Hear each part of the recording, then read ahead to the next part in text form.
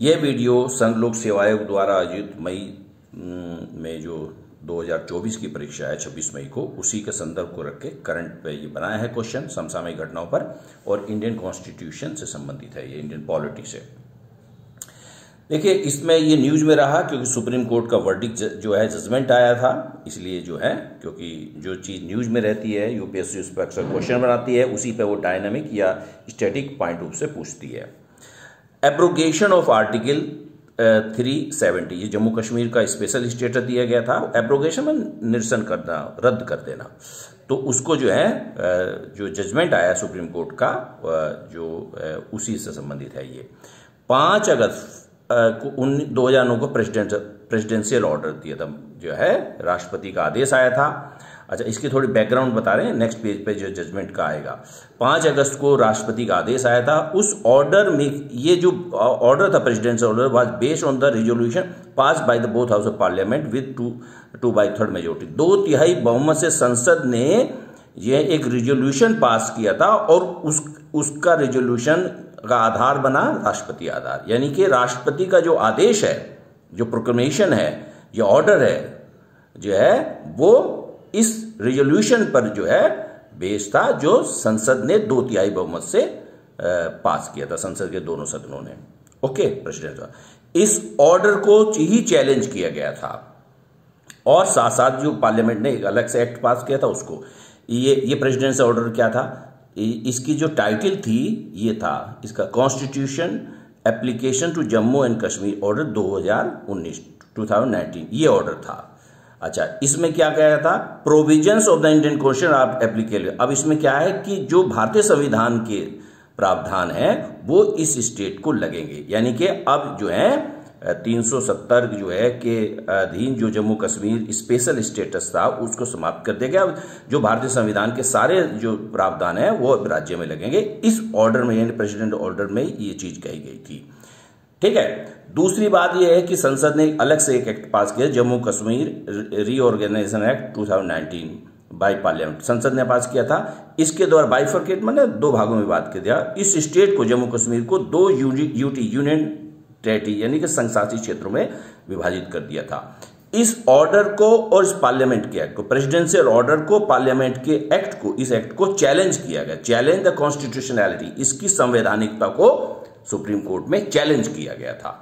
अब supreme court ने क्या कहा, ये नेक्स्ट पेज पे देखते हैं। बड़ा जजमेंट था, मेन पॉइंट उठाए हैं। सुप्रीम कोर्ट का जो जजमेंट आया है उसने appeal the presidential proclamation order, जो 5 अगस्त 2019 को पिछले पेज पे हमने देखा है, जो राष्ट्रपति का जो आदेश था, जो है प्रोक्लेमेशन था, तो उसको जो है अपील किया, उसका समर्थन किया, यानी कि उसको वैधता दी। किसने दी? 5 जो जजेस बेंच की, 5 न्यायाधीशों की सुप्रीम कोर्ट की बेंच ने, उसने कहा इसको सही माना।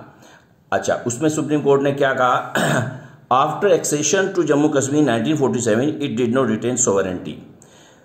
सुप्रीम कोर्ट ने कहा कि जब 1947 में जम्मू कश्मीर का जो है विलय हो गया था, तब इसका जो है इट डिड नॉट, इसकी कोई संप्रभुता नहीं रही। ये बात की संप्रभुता उसकी उसी वक्त समाप्त हो गई थी। दूसरी बात सुप्रीम कोर्ट ने कहा, जो है ये आर्टिकल 370 जो संविधान में 21वां है, जो 21वें भाग में है, ये टेम्परेरी है, ट्रांजिशनल प्रोविजन है, ये परमानेंट नहीं है, अस्थायी है, संक्रमणकालीन है, ये टेम्परेरी और ट्रांजिशनल प्रोविजन है। तीसरी बात उन्होंने कहा है, union territories can be carved out of a state, राज्य से संघशासित क्षेत्र को, क्योंकि ये बात भी उठी थी कि ये यूनियन टेरिटरी को कैसे आप एक डिक्लेयर कर सकते हैं, तो सुप्रीम कोर्ट ने कहा कि नहीं, union territories can be carved out, बनाई जा सकती राज्य से, राज्य को काट कर। अच्छा, ये थोड़ा सा नोट मैंने लिखा, पार्ट 1 है, आर्टिकल 1 से लेकर है, द यूनियन टेरिटरी है, ये भारत के संविधान में जो भाग हैं उससे पार्ट हैं। ये 1 से लेकर 4 के जो अनुच्छेद हैं, ये आप अपनी बुक में निश्चित रूप से देखें कि क्या इनमें है, क्योंकि ये रेलेवेंट पॉइंट है इससे संबंधित। सुप्रीम कोर्ट ने जो है इस वक्त SR बोमई केस जो 1994 में वो भी आया है, उसमें सुप्रीम कोर्ट ने का, उसने भी SR बोमई केस का जजमेंट है, उस पर सुप्रीम कोर्ट निर्भर रहा है, यानी कि वहां से कुछ उन्होंने रेफरेंस लिए हैं। क्या लिए हैं? In upholding the abrogation of article 370 का निरसन में को अपहोल्ड करने के लिए, समर्थन करने के लिए उसकी वैलिडिटी को जस्टिफाई करने के लिए सुप्रीम कोर्ट ने एसआर बोमई जजमेंट 1994 जो बहुत इंपॉर्टेंट लैंडमार्क जजमेंट रहा है, जो है उस पर निर्भर रहा है। अब एसआर बोमई का थोड़ा सा मैंने लिखा है। SR 1994, president proclamation is subject to judicial review on several grounds including illegality, जो है mala fide and abuse of power. Supreme court ने कहा कि राष्ट्रपति की जो प्रोक्लेमेशन है और उद्घोषणा है उसकी भी हम जुडिशियल रिव्यू कर लेंगे, उसकी भी स्क्रूटनी हम कर सकते हैं यदि वो गैर कानूनी हो, दुर्भावना से हो या शक्ति का जो है दुरुपयोग हो, और बहुत सारे ग्राउंड्स है इसमें, और जो है उसने कहा था ये। तो इसका मतलब है यहाँ पे ये चीज आई। क्यों ये चीज उठी? इसलिए कि जब ये उठी, इसलिए मैंने देखो यहाँ इसलिए कहा the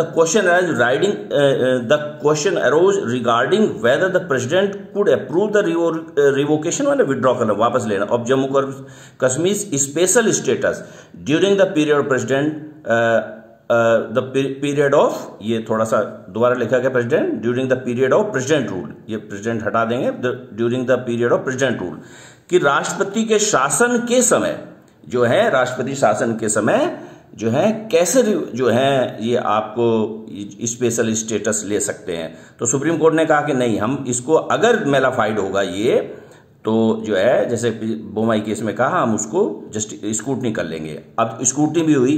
the court relied on SR Bommai to validate the action of the president. अब कोर्ट जो है, कोर्ट ने रिलाई किया इस पे, किस पे निर्भर रहा, किसको रेफरेंस किया?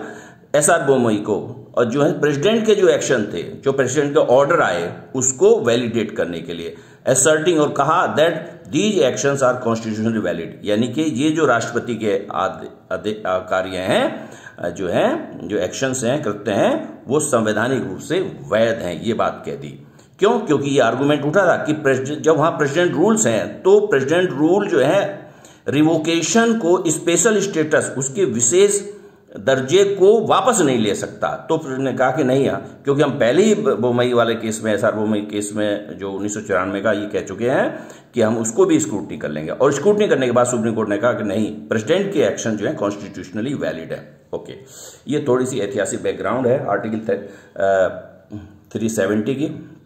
Historical background, instrument of accession, विलय पत्र was signed by Maharaja Hari Singh, ये सभी को मालूम है, जम्मू कश्मीर के थे, और 26 अक्टूबर 1947 को इन्होंने जो है विलय पत्र पर हस्ताक्षर किए थे, और उसके through which he agreed to accede the state to dominion of India. Bharat के जो है, भारत में शामिल होने पर ये एग्री हो गए, भारत डोमिनियन में जो है शामिल होने के लिए एग्री हो गए थे इस विलय पत्र पर सिग्नेचर करने के बाद।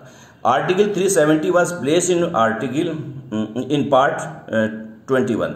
आर्टिकल 370 हमारे संविधान के 21वें भाग में रखा गया। Parliament needed the state government's concurrence for applying all other law except defence, foreign affairs, finance and communication. इसमें यह भी थी कि जो भारत की संसद है वो स्टेट गवर्नमेंट की कांग्रेस सहमति से ही कानून बनाएगी, सभी कानून है, लेकिन डिफेंस, रक्षा, फॉरेन अफेयर, विदेशी मामले, वित्त, फाइनेंस और कम्युनिकेशन यानी कि संचार वाले जो मैटर है, इनको छोड़कर जितने भी लॉ बनाएगी पार्लियामेंट, अगर लॉ बनाती है तो उसमें राज्य की सहमति ली जाएगी, इस मामले में सहमति नहीं ली जाएगी। ये बात भी उठी थी।